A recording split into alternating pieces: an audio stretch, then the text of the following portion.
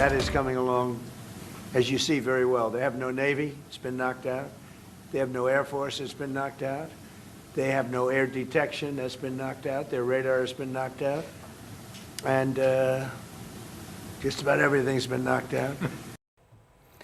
We are now 4 days into our conflict with Iran. The State Department announced it's preparing military and charter flights for Americans who want to leave the Middle East.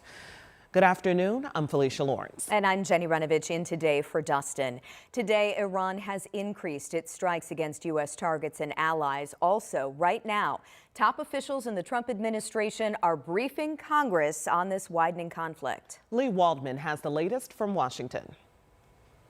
Smoke seen rising from the U.S. consulate in Dubai after being struck by a suspected Iranian drone, according to a source in the region. Meanwhile, President Donald Trump praised the progress of the U.S. military operation in Iran. They have no Navy. It's been knocked out. They have no Air Force. It's been knocked out. Hundreds of people have been killed in recent days after the U.S. and Israel launched a fierce bombing campaign on Iran. At least 6 U.S. service members based in Kuwait have died.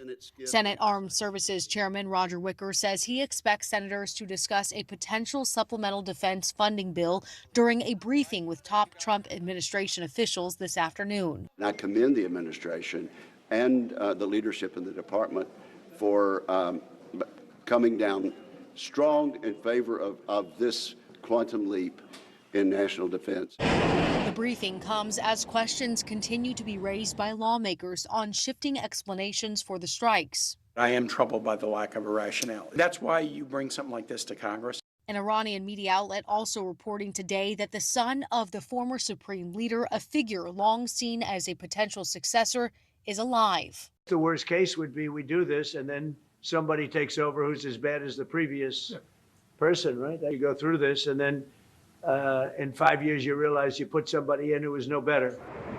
I'm Lee Waldman reporting.